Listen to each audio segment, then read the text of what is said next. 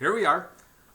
Day 34, COVID-Mageddon. Day 34, hashtag grounded. We've been working, I've been working at home since the governor had his order for 34 days. And it's going well. Nothing really new from the past week, from the previous week that we had been doing all of this. There was an announcement from the governor today that he is going to extend the time.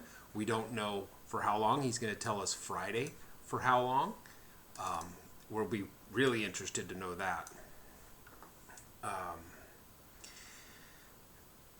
I have a guest. She's going to talk later. Hi. I'll talk later. I'm his daughter. This is Alli. So it's mostly been the same old stuff. We've tried a few more takeout places, seeing if the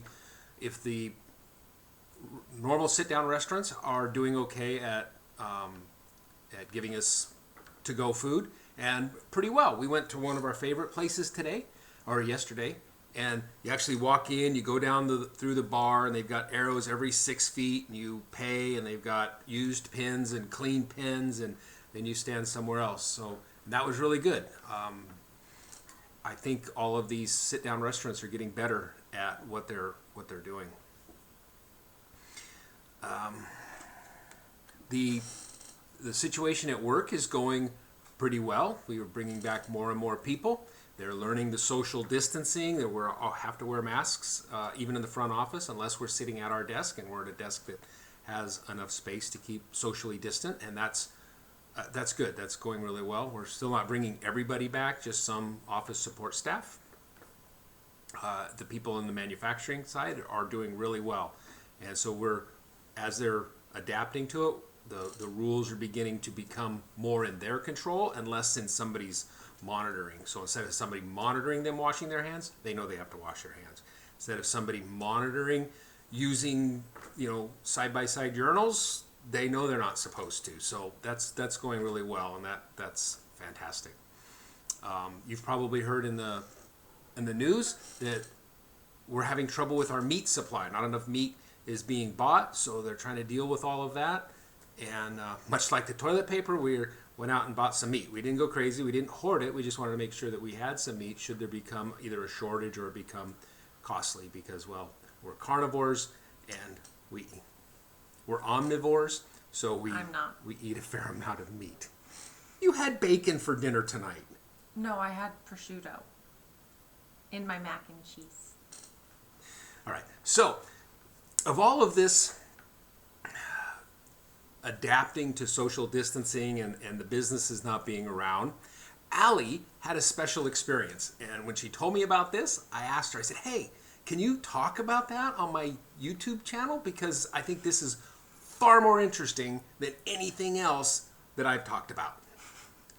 Maybe I oversold it. Nope. I mean, maybe a little bit, but I'm very interesting.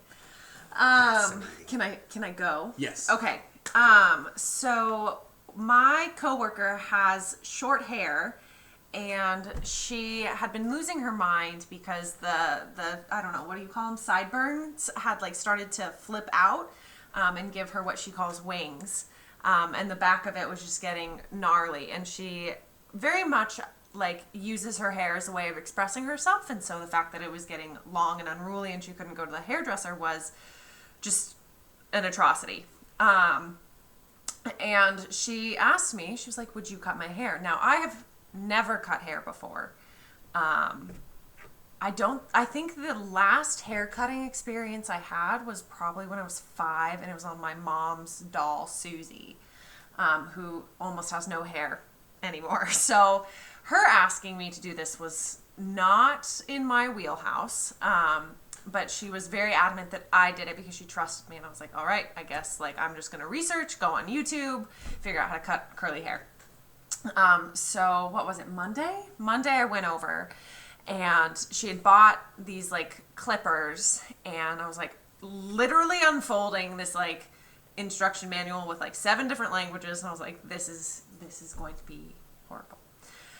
And then my friend, my coworker, goes, oh, don't worry, I'm going to get my stylist on the phone. I was like, okay, so she's just gonna like talk to me and tell me how to use clippers. No, we did FaceTime haircuts. So it was a 4-person effort. We had, I guess, my coworker whose hair was being cut. We had me who was cutting the hair. We had her roommate who was our videographer and our light person.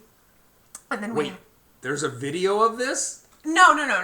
A videographer for like the FaceTime. Oh, okay. Because I'll get to that.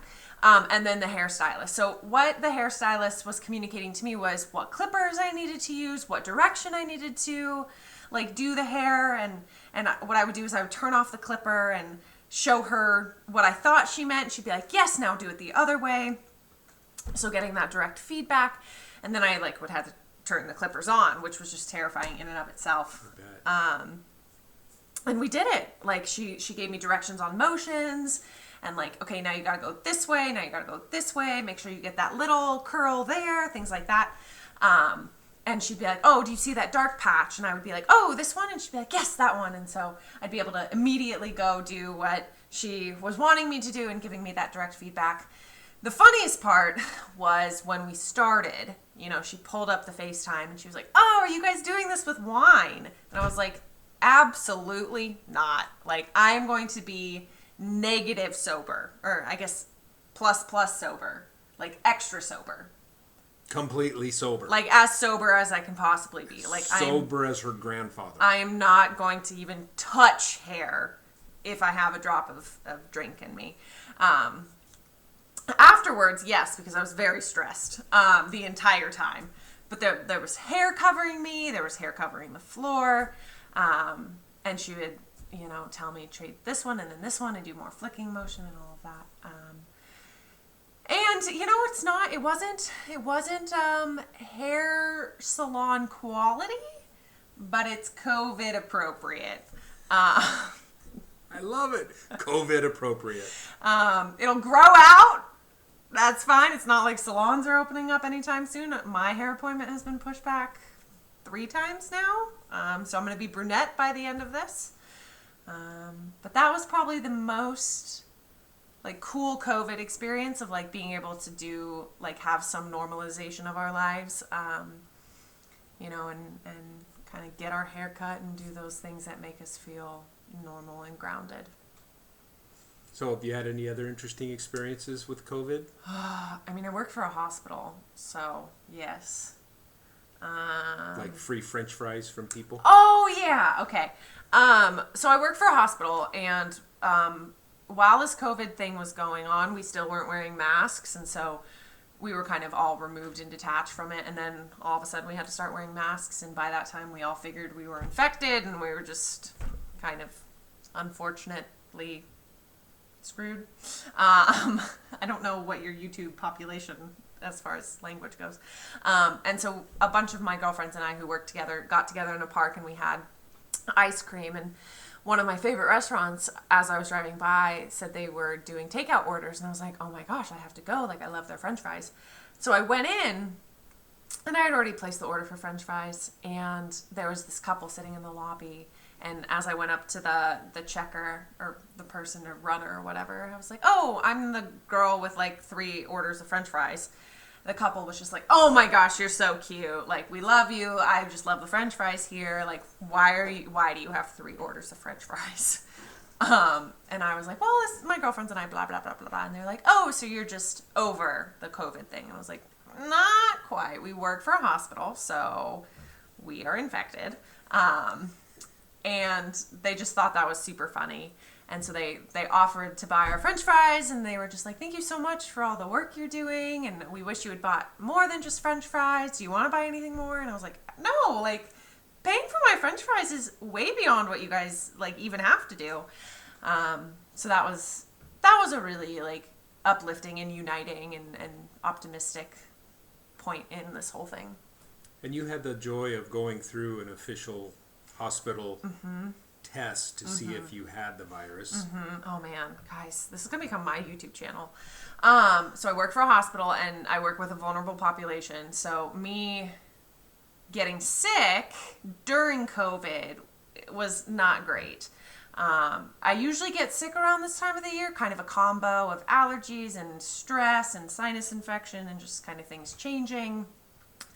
And I thought I was dying. I couldn't breathe. I was really tired. I wasn't hungry. I was coughing, no fever. But my attending psychiatrist on my team, who is also an associate medical director of the hospital I work at, was like, you need to go get tested. So I went all the way, 45-minute drive to get tested, and it is the most painful thing. At least when I did it. I don't know if they've improved it.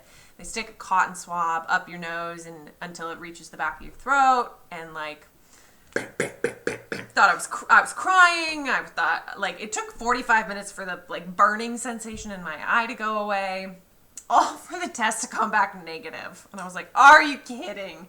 But like with the COVID scare, like they were wondering if I had COVID. They had to track all of the people that I had been in interactions with and had to put them in quarantine, which meant some of my patients went in quarantine. Some of my fellow staff members went in quarantine. So it was just this whole debacle. But I'm grateful that they followed safety protocol. They did change it after me because it caused quite an inconvenience in staffing. But we've been making adjustments accordingly, and we're gonna have to start wearing N95s now and things like that. Cool. Awesome. Look at that. Got 3 things for the price of 1. I conned her into 1. I got 3. Ah, or did I man. get 4? I don't know. She's awesome. I am. She is my favorite daughter. I'm the only one, but I'm the best. Still my favorite. Bye, guys. Anyhow, I've got nothing else. Thanks for Alli. Like and subscribe if you need to hear more from Alli. She can answer questions about anything, and we'll bring her back. Thanks.